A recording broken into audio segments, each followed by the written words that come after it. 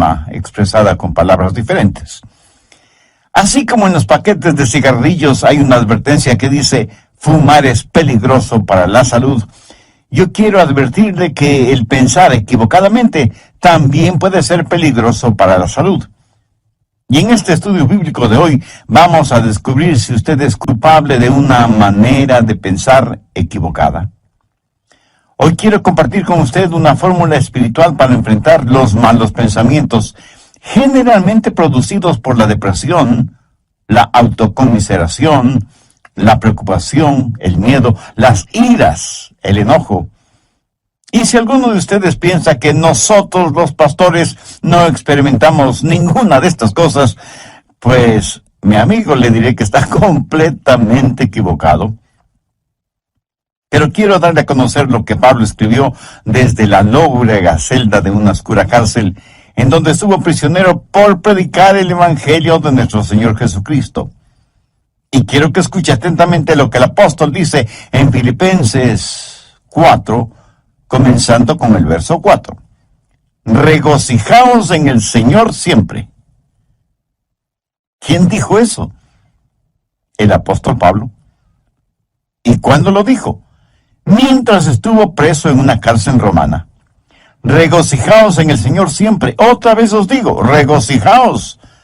Vuestra gentileza sea conocida por todos los hombres. El Señor está cerca.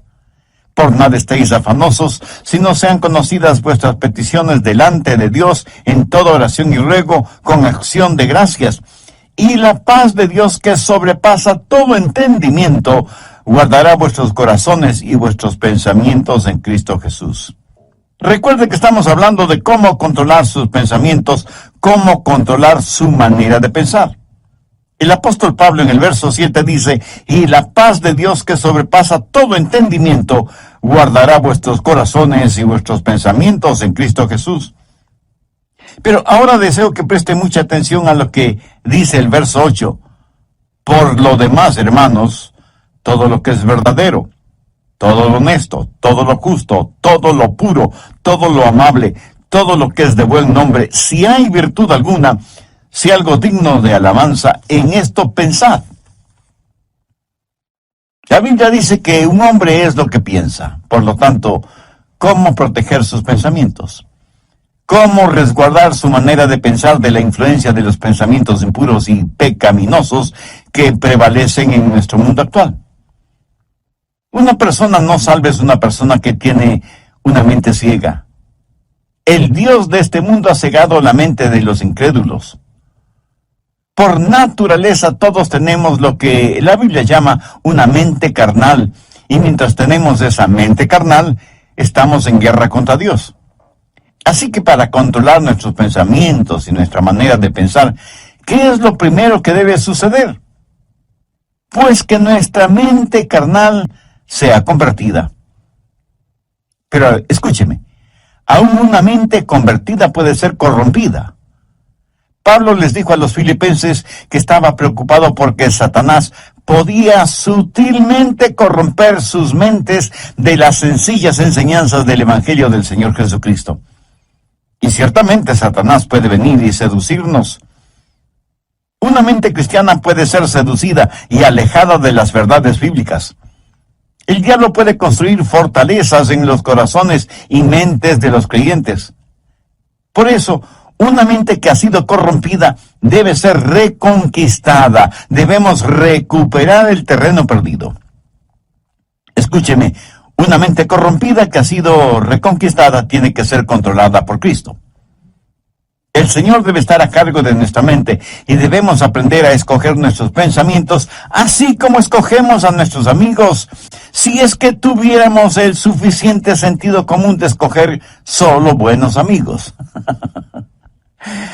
Debemos tener ciertos parámetros para saber la clase de pensamientos que debemos admitir en nuestra mente y aquellos que debemos desecharlos en forma absoluta. Pero Pablo, cuando está listo para hablar de estos parámetros, primero presenta un contexto como base fundamental de lo que va a hablar. Y al preparar el escenario, Pablo habla de tres cosas. Primero, usted debe encontrar su gozo en el Señor. Note que en el verso 4 él no dice, regocijaos siempre. Hubiera sido una verdadera tontería si solo decía eso. Pero no es ninguna tontería cuando dice, regocijaos en el Señor siempre. O sea, les está diciendo a los filipenses que el verdadero gozo solo lo encontrarán en el Señor Jesucristo. Esto pone en evidencia que cada creyente que controla su manera de pensar tendrá un gozo, un regocijo consciente, continuo, conspicuo y contagioso, porque ese gozo está fundamentado, anclado en el Señor Jesucristo. Permítame compartir con usted algo muy personal. Yo procuro tener siempre mi mente ocupada, aún en tiempo de descanso o de vacación, porque una mente ociosa es el mejor taller del diablo. Y he descubierto el secreto de la fortaleza. Es el gozo del Señor. Él es mi fortaleza. Y eso no es solo una frase bonita, ni parte de alguna canción espiritual preferida. Es la realidad. El Señor es mi fortaleza. Hay veces cuando dejo mi oficina y vengo a grabar estos mensajes radiales y estoy física y mentalmente cansado. Y me detengo y digo, Señor Jesús, te amo. Gracias por quien tú eres y lo que representas para mí. Tú eres en verdad mi fortaleza física, mental, espiritual y emocional. Y casi de inmediato siento el poder y la fortaleza que inunda mi cuerpo y sé, sin la menor sombra de duda, que el Señor es mi fortaleza.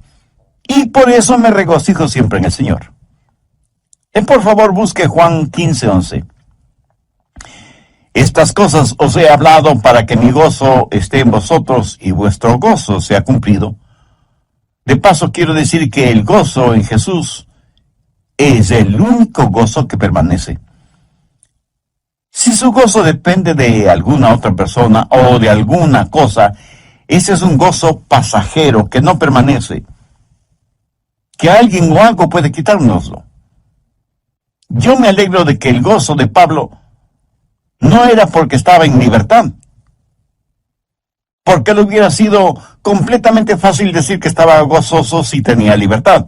Pero él dijo que tenía pleno gozo estando en la cárcel. Así que no tenga su gozo de las circunstancias. No pretende encontrar su gozo en las diversiones. No espere encontrar gozo genuino en los negocios. Ni se engañe creyendo que el verdadero gozo está en tener amigos, aunque sean buenos amigos. Tampoco el tener buena salud es fuente de gozo verdadero. Todas estas cosas que he mencionado le pueden proporcionar ciertas alegrías pasajeras, pero nunca un gozo genuino y verdadero. El único manantial de gozo profundo y permanente es el Señor Jesucristo. Regocijaos en el Señor siempre. Otra vez digo, regocijaos. Segundo, recuerde que Dios siempre está cerca. Reconozca la presencia de Dios continuamente. Pablo en el verso 5 de Filipenses 4 dice, vuestra gentileza sea conocida de todos los hombres, el Señor está cerca. Escúcheme, la expresión el Señor está cerca no es en referencia a la segunda venida de Cristo, sino que describe la realidad de lo que Pablo estaba experimentando en esa prisión romana. Y él dice, el Señor está aquí, conmigo, aún en esta celda. En Juan 14:16, el Señor Jesús dijo, y yo rogaré al Padre, y os dará otro consolador, para que esté con vosotros para siempre. La forma de tener una saludable actitud mental es encontrando gozo en el Señor y estar consciente de la constante presencia de Dios. Cuando usted hace esto, lo maravilloso es que Jesús le ayuda a llevar sus problemas. Es como si Pablo estuviera diciendo, aunque estoy aquí en la prisión, el Señor Jesús está conmigo. ¿Sabe? El Señor Jesús no vino para sacarle de los problemas, sino para vivir esos problemas con usted. ¿No es eso maravilloso? El otro día estuve leyendo acerca de unos prisioneros en la época de José Stalin en Rusia, cuando perseguían ferozmente a los cristianos y los mataban. Un grupo de 20 cristianos estaba reunido en un edificio cuando Stalin, al frente de un pelotón de soldados, entró en el recinto y comenzó a hacer una lista de quienes estaban reunidos allí. Un oficial vino y le informó que había 30 personas. Entonces uno de los cristianos dijo: oficial, está equivocado. Estamos aquí 31 personas porque Jesús está aquí con nosotros. Qué hermoso, ¿no le parece? Tercero, rehúse el preocuparse por todo. Filipenses 4:6. Por nada estéis afanosos, sino sean conocidas vuestras peticiones delante de Dios en toda oración y ruego, con acción de gracias.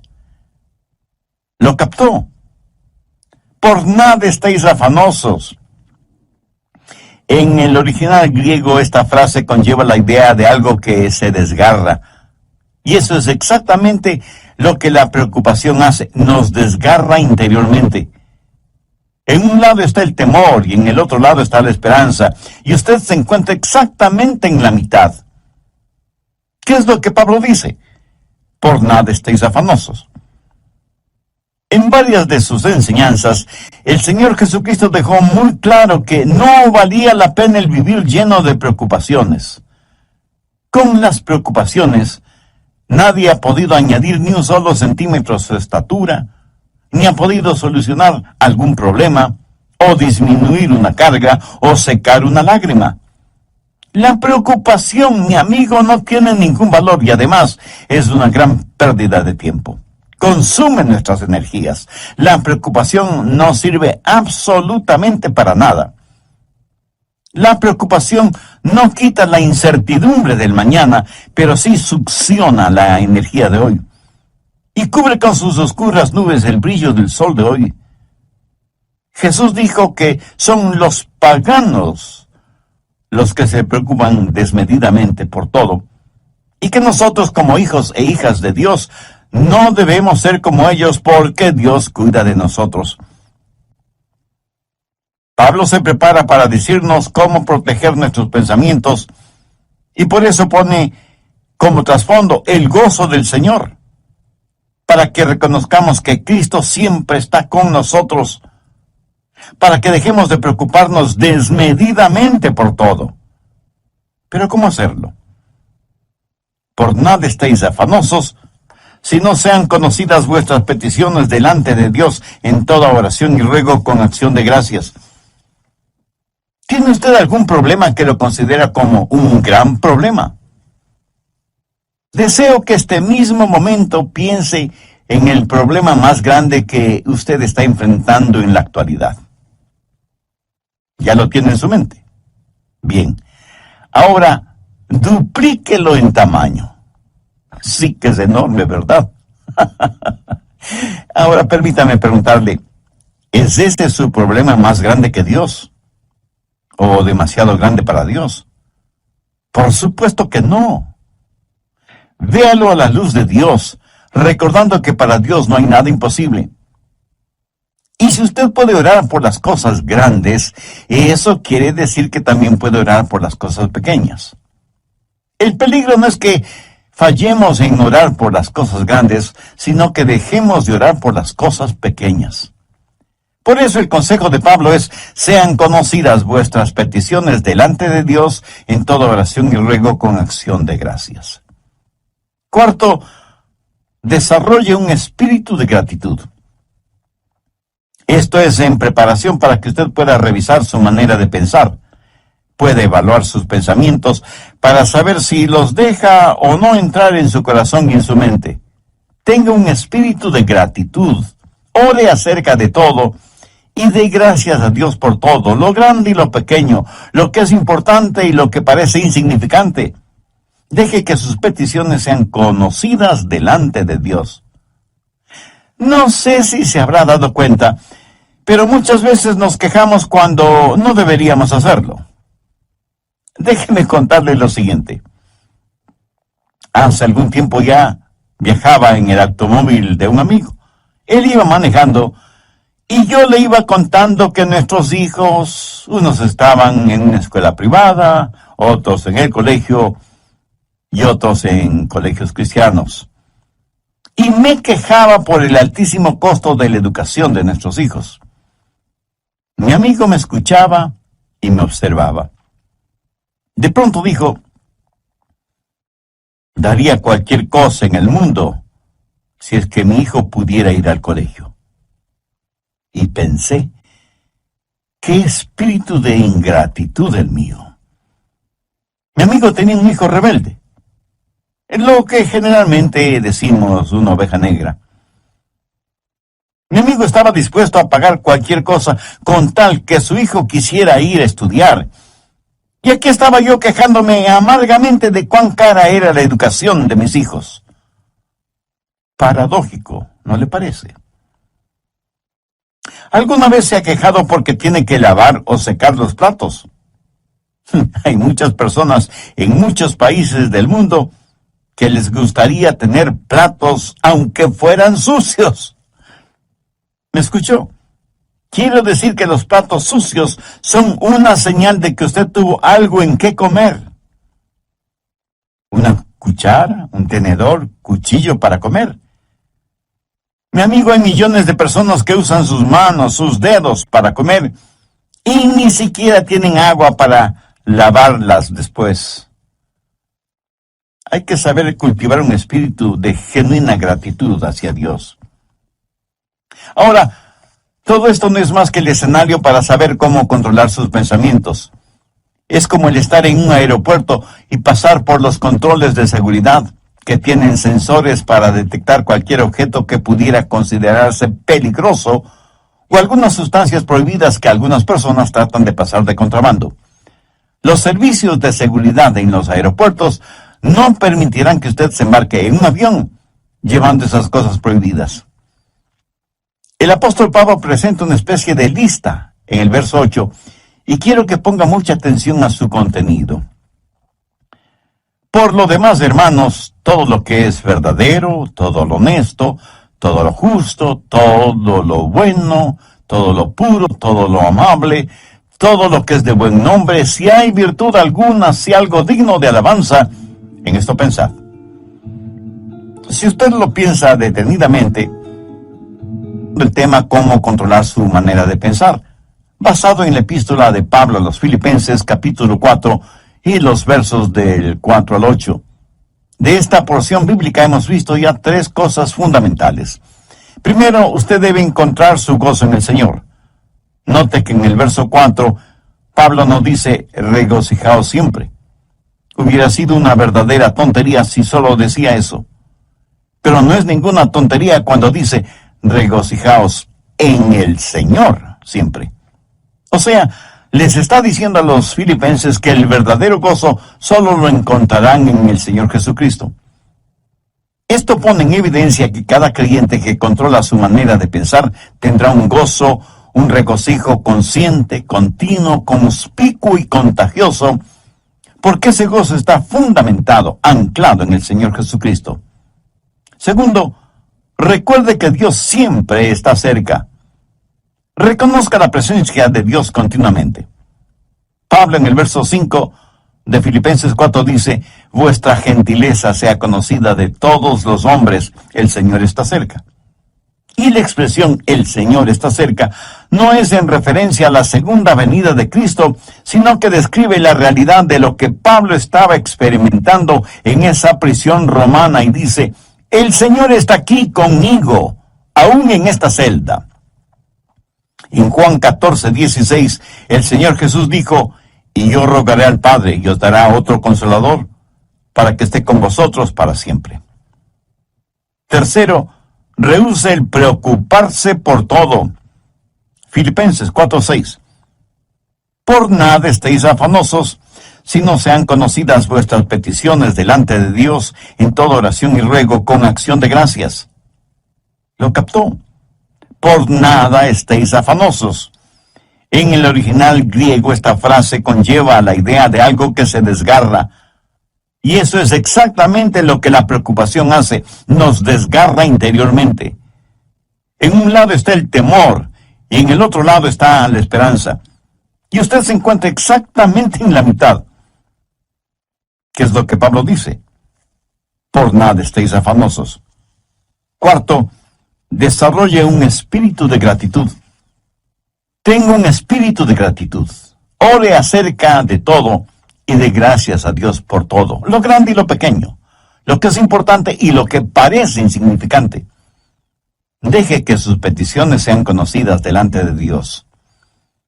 El apóstol Pablo presenta una especie de lista en el verso 8 y quiero que ponga atención a su contenido. Por lo demás, hermanos, todo lo que es verdadero, todo lo honesto, todo lo justo, todo lo bueno, todo lo amable, todo lo que es de buen nombre, si hay virtud alguna, si hay algo digno de alabanza, en esto pensad. Bien, ahora quiero que note algunas cosas muy importantes. Primero, la prueba de la dependencia o confianza. Aquí debemos hacernos algunas preguntas. ¿Es verdadero? ¿Puedo confiar en eso? ¿Puedo depender de eso? Todo lo que es verdadero. ¿Sabe que vivimos en una generación que no pregunta si algo es verdadero? La pregunta importante en nuestros días es, ¿trabaja? ¿Da resultado? No deje que ninguna cosa prohibida penetre en los recintos de su mente y que cómodamente se instale allí. No la absorba en su corazón, ni la haga parte de su filosofía de la vida. Si algo no es genuino o verdadero, no permita que sea parte de su forma de pensar. Evalúelo todo de acuerdo a la Biblia, que es la fuente primordial de la verdad. Segundo, la prueba del respeto. Pablo dice, todo lo que es verdadero, todo lo honesto. Y aquí la palabra honesto literalmente significa honorable. Hace referencia a cosas que son honorables, honrosas. ¿Permite usted que cosas deshonrosas se acumulen en su mente? Guarda mentalmente cosas que no son dignas de su respeto.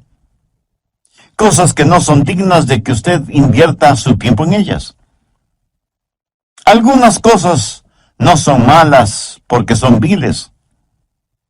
Son malas porque son necias, tontas, estúpidas, cosas que no valen la pena. Tercero, la prueba de las riquezas. Todo lo justo. ¿Sabía que la palabra justo en este versículo significa recto, derecho, lo cual es lo opuesto a torcido? Entonces, ¿qué significa esto? Significa que usted no debe dejar que ningún pensamiento torcido, deformado, penetre en su mente. ¿Piensa usted siempre correctamente, con rectitud? En mis estudios bíblicos, predicación y tiempo devocional, siempre trato de pensar con rectitud, honestamente. Reconozco que muchas veces dejamos que pensamientos torcidos invadan nuestra mente porque hemos desconectado los puestos de seguridad. Y sencillamente vamos de aquí para allá sin que nada aparentemente nos moleste.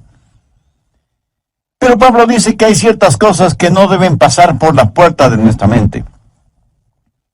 Cualquier cosa que no nos inspira confianza o respeto, o que levanta una bandera de sospecha, ni siquiera debe merodear la periferia de nuestros pensamientos.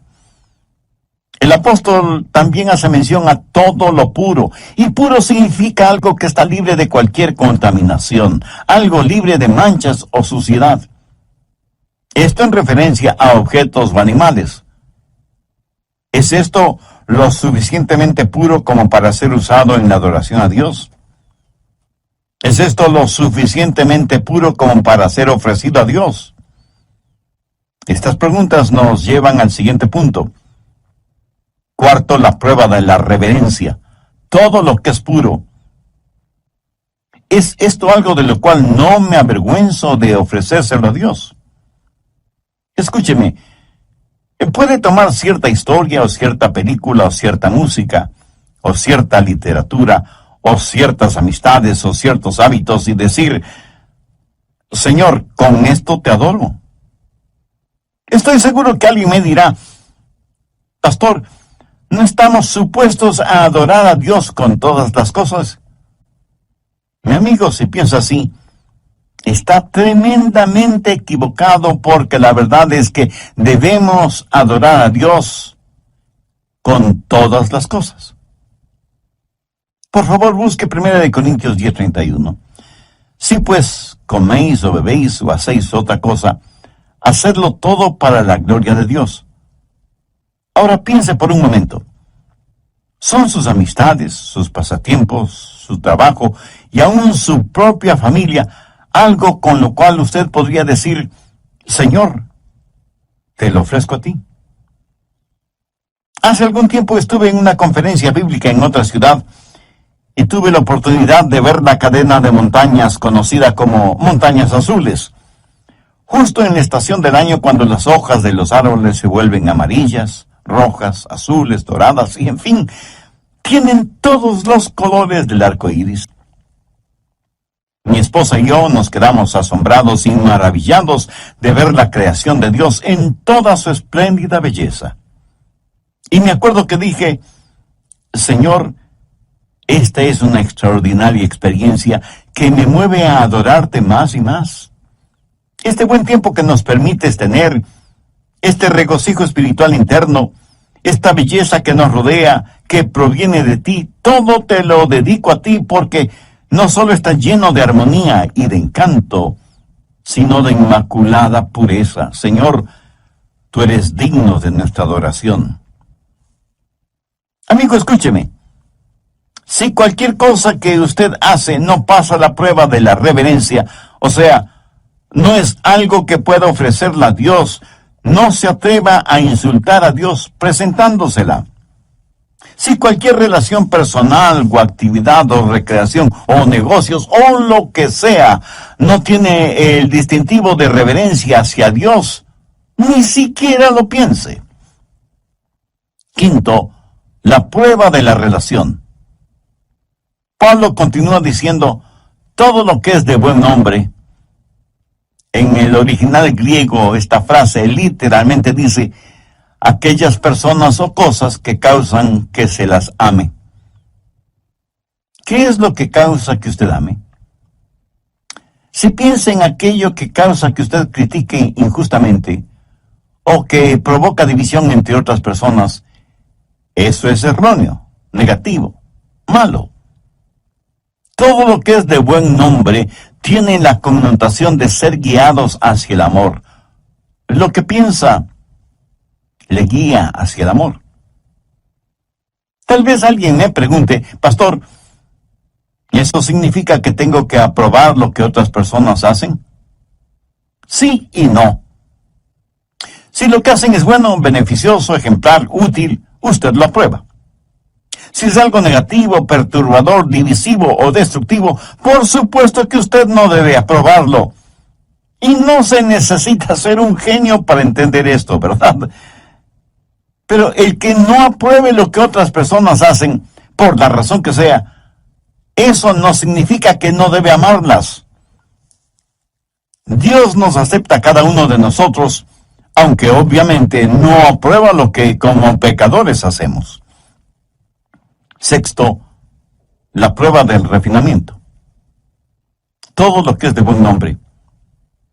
Esto hace referencia a algo de categoría, buena educación, refinamiento, algo que es bueno sin mayores explicaciones. Verá, en todas partes del mundo y en todos los niveles sociales hay personas chismosas. Permítame decirle con genuina tristeza que la iglesia no es una excepción. Yo creo que el chisme es una especie de enfermedad que causa la pérdida de la memoria. Hasta ahora no he conocido a ninguna persona chismosa que admitiera ser chismosa. Por lo general, una persona chismosa comienza de la siguiente manera: bueno, usted me conoce y sabe que no me gusta eso de los chismes, pero sabía que... Y comienza...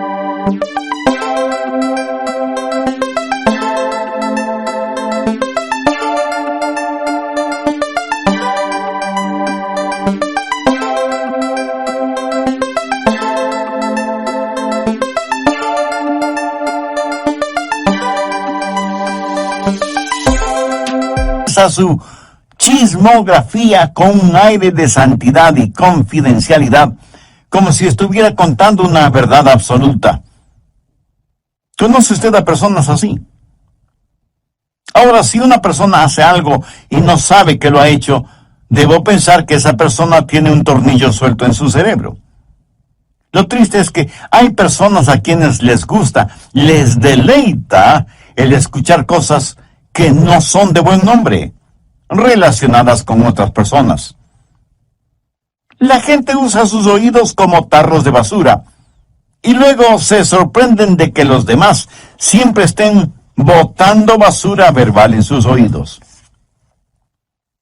Y la gente bota basura en sus oídos porque sabe que a usted le gusta escuchar esa basura.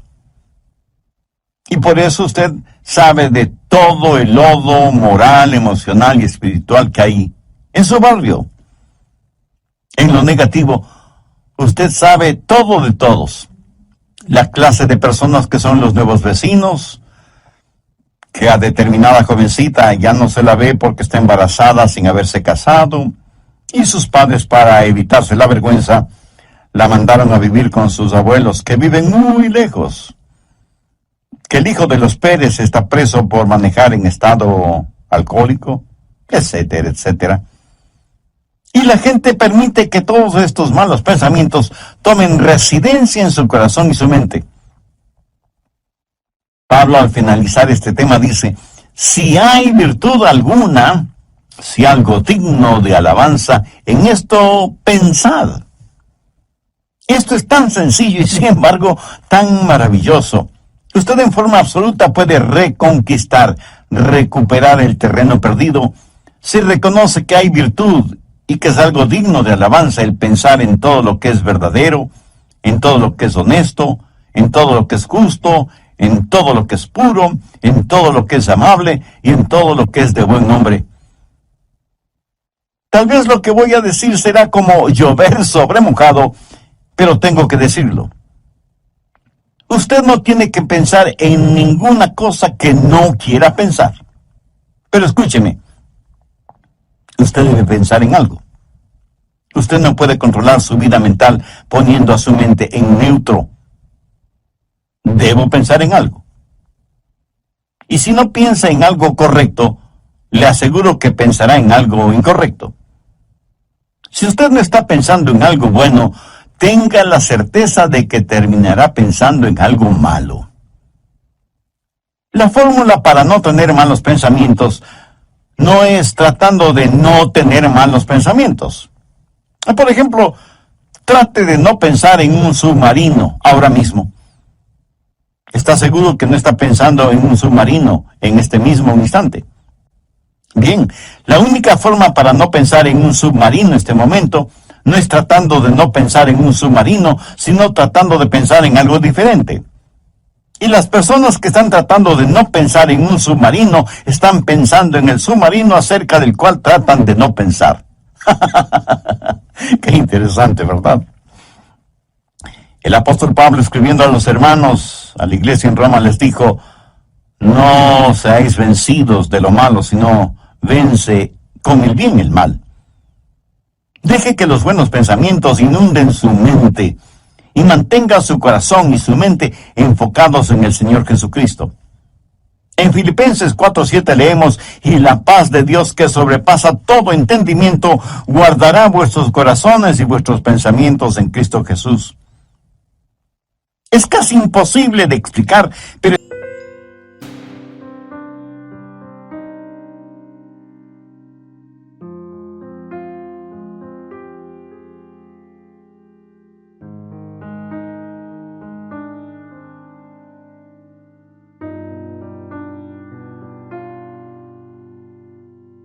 Thank you.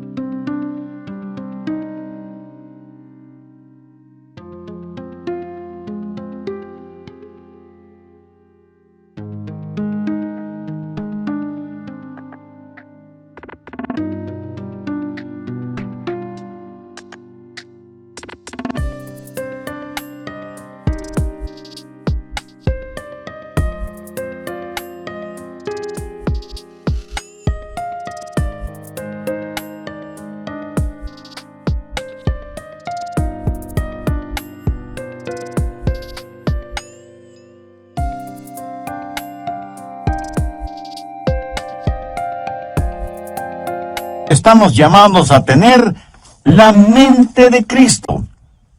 Por lo tanto, debemos aprender a tener los pensamientos de Dios en Cristo y utilizar la normativa que Pablo nos da en Filipenses 4 como punto de seguridad por donde deben pasar todos los pensamientos antes de que tomen residencia en nuestros corazones y mentes. Y sea agradecido con Dios por su preciosa palabra. Debemos orar para que nos ayude a mantener nuestros pensamientos, nuestras mentes, nuestros corazones bajo la sangre de Cristo. Entre quienes me escuchan en este mismo momento, ¿habrá alguien que quiera entregar su corazón al Señor Jesucristo? Alguien que quiera ser salvo, independientemente de la edad que tenga o del nivel social o financiero al que pertenezca. Alguien que quiera tener un verdadero propósito para vivir y una firme esperanza a la hora de morir. Si usted puede hacer esa decisión espiritual ahora mismo, si ese es su deseo, le invito a orar conmigo una corta oración. Mi oración será únicamente para guiarle. Ore con sus propias palabras y puede orar en voz alta o en voz baja o silenciosamente si lo prefiere, pero ore con fe, con sinceridad, con convicción. Querido Dios, reconozco que mis pensamientos no siempre son puros, ni honestos, ni dignos. Y esto revela mi condición de pecador, a pesar de ser religioso. Hoy me acerco a ti en busca de tu misericordia y tu gracia. Señor Jesús, sé que me amas y que quieres salvarme, y que por eso entregaste tu vida en la cruz del Calvario